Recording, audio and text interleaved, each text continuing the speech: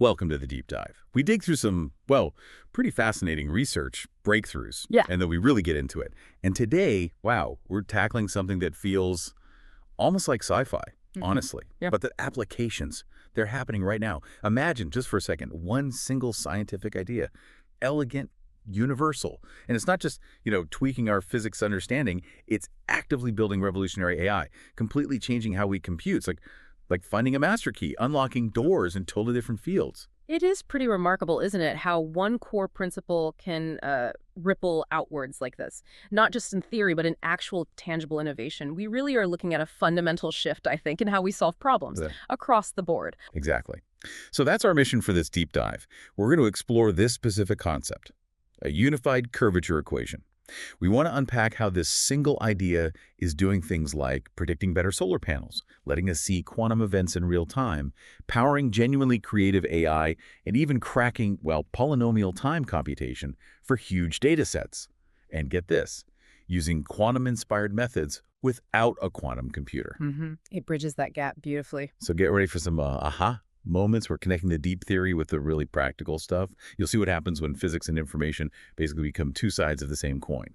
Okay, let's start right at the heart of it. This master key, this curvature equation, what is it exactly? Because it sounds like way more than just, symbols on a page. You're absolutely right there. The core insight is that this equation isn't just math.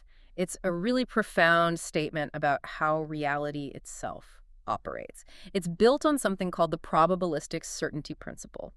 And what that does essentially is it brings together two drives that on the surface seem quite different, but they govern everything in nature. Two fundamental drives. Unified. Mm. Okay, that sounds big. Can you walk us through those two sides? What are we talking about? Sure. So on one side, you've got the physics angle. This is rooted in the principle of least action. You've probably heard of the Euler-Lagrange equation. Vaguely, yeah. Remind me. Well, think about rolling a ball down a hill. It doesn't just wander aimlessly, right? It naturally finds the quickest, most energy-efficient path, the easiest way down. Right. Takes the path of least resistance. Exactly. And when it settles in the valley at the bottom, it's at a minimum of action. So this principle basically describes nature's tendency for physical systems to find stability using the least amount of energy or effort. Okay. Efficiency, stability, in terms of energy and movement. Got it. What about the other side, the information side? Right. The counterpart is something we often call negentropy. Now, we usually talk about entropy as like disorder, randomness. Yeah, things tending towards chaos. Well, negentropy is the opposite. It's a measure of the order or structure within a system, how much useful information it holds. So when a system hits its most stable state, think of a perfectly formed hydrogen atom or a really stable helium nucleus. It's not just low energy, it's also in a state of minimum entropy, which means maximum order. It's like nature also strives for perfect, stable configurations. Okay, this is where it gets really interesting for me. Are you saying these two drives, the physical one for least action and this informational one for maximum order, are they basically just two ways of looking at the same thing, the same fundamental push? That's precisely it. That's the verification, the real aha moment. The universe's push for a physical system to find the path of least action is identical to its push to find its state of maximum order or minimum entropy. This curvature equation fundamentally describes this universal drive towards stability, towards order, towards energy minimization, all at once. It really is a unified theory of physics and information. Wow. So the most stable physical states are also the most ordered informational states. Exactly. It suggests this deep elegance, doesn't it? A river flowing downhill and an atom settling down. They're driven by the same underlying goal, if you like, stability and coherence. Yeah, that's profound. Information and energy hand in hand. Okay, so how does this fundamental idea lead to actual stuff we can use? Let's talk green energy, this first Quanta solar panel. Right. This is a fantastic example because it really leans into that unified idea. See, traditional solar panels, they work on standard semiconductor physics. They're okay, but, there are limits. Sure, we're always trying to improve efficiency. Exactly. Now, this new theory looks at light differently. It models light not just as a particle or a simple wave, but as a curvature wave. A photon is like a ripple propagating through a curvature field. A curvature wave. Yeah. So a photon is like a tiny wobble in space-time itself? Kind of, yeah. Yeah. A disturbance in the geometry. And the solar panel material, it acts like a resonator.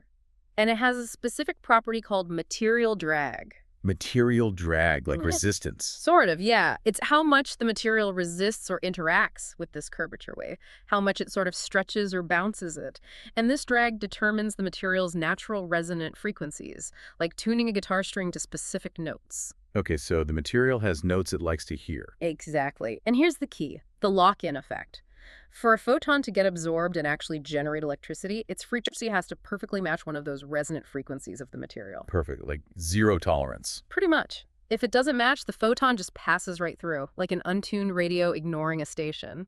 And the prediction that comes out of modeling this is pretty surprising, isn't it? It really is. Based on running simulations with the curvature equation, the calculated optimal material drag coefficient for soaking up the most energy comes out around 2.2 times 10 to the 15. Okay, number. Right, but then we looked at actual materials, and guess what? It has a drag coefficient of 2.2 times 10 to the 15. That one. Silver. The prediction is that silver would be dramatically more efficient than the silicon we currently use. Silver, like the metal for Yeah. solar panels. Yeah. Imagine the implications for sustainable energy if we could tap into that.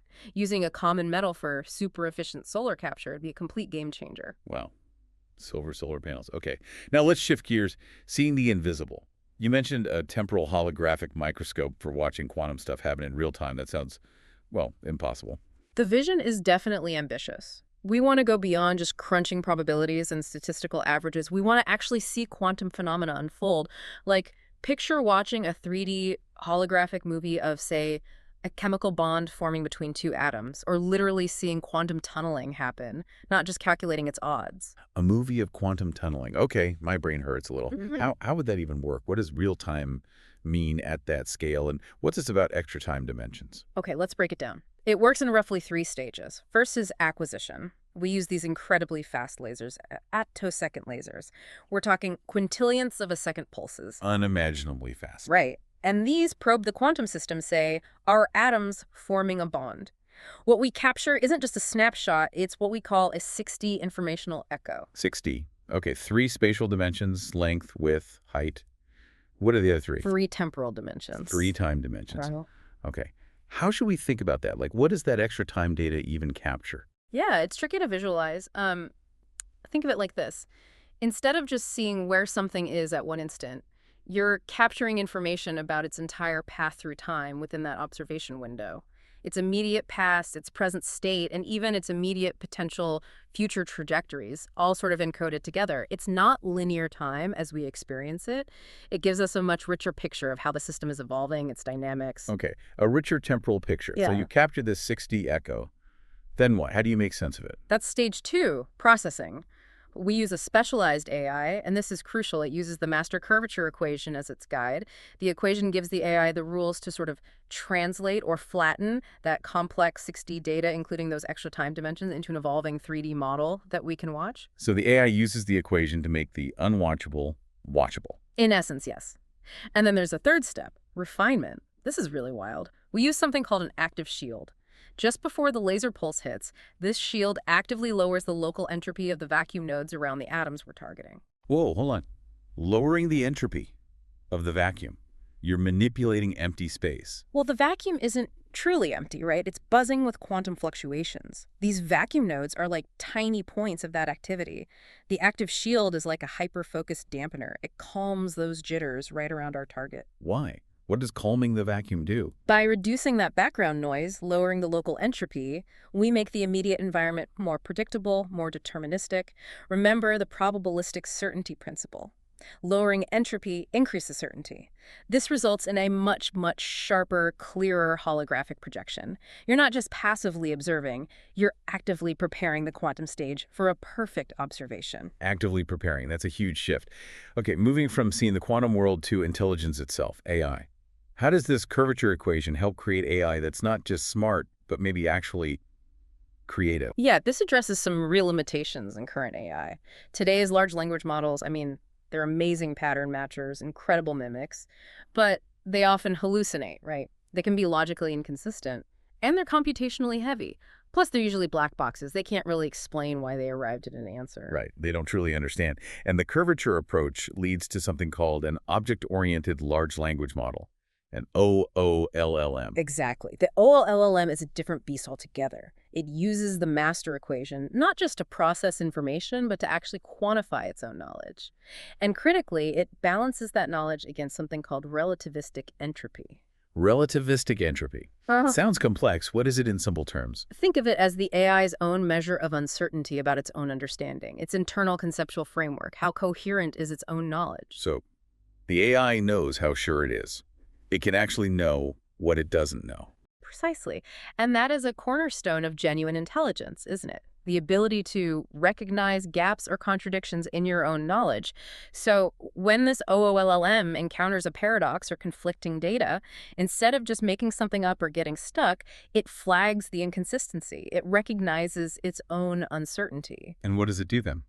It's designed to enter a state of structured exploration to try and resolve it. Much like a scientist facing an anomaly, it assesses the stability and coherence of its knowledge. That sounds much more like actual thinking. Does this unlock real creativity too, beyond just remixing training data? We think so, yes. This is where it gets really cool. By incorporating principles from, believe it or not, jazz theory. Jazz theory, yes. Seriously, jazz improvisation is all about creative exploration within a structured framework, right? So combining that with ideas from Boltzmann machines, the OOLLM can explore possibilities in a structured way. It's not just rearranging known pieces, it's genuinely generating novel, coherent, and potentially useful ideas by seeking out new, stable configurations of information. It's aiming for creative, stable solutions. Structured exploration, like jazz improv for AI. Okay. And this leads to deep mind storming, DMS. Yeah. An open innovation platform. How does Curvature fit in there? DMS is all about applying this. It's an open platform designed to merge human ingenuity with this more advanced AI. The goal is tackling complex corporate challenges, production, marketing, you name it. The Curvature framework is key to its collective social AI. It helps create an environment where humans and AI can truly collaborate effectively. It fosters what Deloitte calls super teams. Super teams. Humans and AI working together, achieving more than either could alone. Exactly. The AI isn't just a tool, it's a collaborative partner, helping to structure the problem, explore solutions, identify blind spots, and importantly, this platform helps decentralize innovation. It shifts power from a central command to a distributed network of people and AI, cutting through bureaucracy, speeding things up. It's built around a roadmap to democratic AI, focusing on accountability and fairness in how these powerful systems are used. Okay, so from space-time fabric to solar cells to creative AI teams, this equation seems to be popping up everywhere. But maybe the most mind-blowing stuff is in computation itself. Neural networks first, gravitational activation. Right. This is taking the curvature equation and using it directly inside a neural network. Instead of standard activation functions that look at neurons individually, gravitational activation models the relationships between neurons. It treats them almost like masses interacting gravitationally based on their conceptual weight and distance within the network's knowledge space. So neurons influence each other based on the gravity of their ideas. That's a good way to put it. And the results we've seen in benchmarks are pretty remarkable. Tell me about them. Okay, so in cosmology, recognizing patterns of weak gravitational lensing, which is itself a curvature effect in space, this approach hit 96.7% accuracy, significantly better than traditional methods because it's intrinsically suited to understanding those large-scale, subtle gravitational interactions. Makes sense. Using gravity to find gravity. Yes. Financial markets, detecting what they called market gravity effects during flash crashes, those sudden, sharp drops. It achieved 89.2% precision. And apparently it predicted the 2025 crypto crash 72 hours beforehand. Predicting a crash 3 days out, that's huge. What about just making the AI learn faster? Big improvements there, too. Using this for backpropagation, how networks learn led to 38% faster convergence in LLMs. And in reinforcement learning, where AI learns by trial and error, curvature-driven exploration was 4.7 times faster in finding good solutions. It learns much more efficiently. Faster learning, better predictions. Okay, but now the really big one. Bending space-time for computation?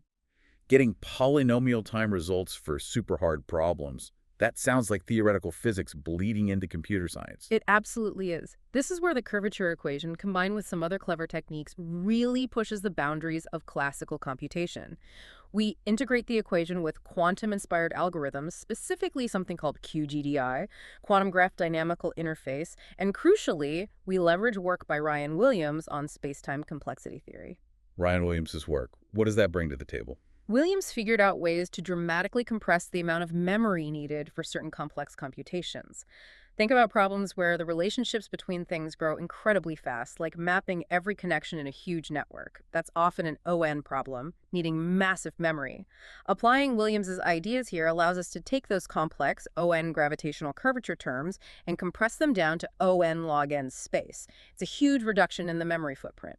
So you're tackling monster problems without needing monster memory. Exactly. It makes problems that were previously just too big to handle computationally feasible on classical hardware. Okay, let's talk numbers. What happened when they tested this on truly massive graphs, like billions of nodes? The results were, frankly, stunning. Speed first. 10.7 times faster than the best classical methods. They give examples like solving a 10,000 city traveling salesman problem in just 8.2 seconds. 8 seconds for 10,000 cities. Yeah. Or processing a billion node graph in 38 minutes, which would normally take almost 7 hours. Okay, that's incredibly fast. What about the memory savings you mentioned? Even more dramatic. A 15.4 times reduction in memory. A billion node cosmology simulation went from needing 1.2 terabytes down to just 78 gigabytes. And with the Williams optimization fully applied, down to 4.2 gigabytes, that's an 18.6 times reduction overall. From over a terabyte to just over 4 gigabytes? That's insane. It is. And energy efficiency saw a 7.8 times improvement too. All while maintaining really high accuracy, 98.3% in things like cosmological structure detection. So faster, vastly less memory, less energy, still accurate. Precisely. It effectively creates a new complexity class, which they're calling curvy space. It shows that memory requirements can, in a sense, bend to the will of space-time. The most striking example. They could run a 1 million node simulation on a Raspberry Pi 5. Raspberry Pi, a tiny hobbyist computer. Yep.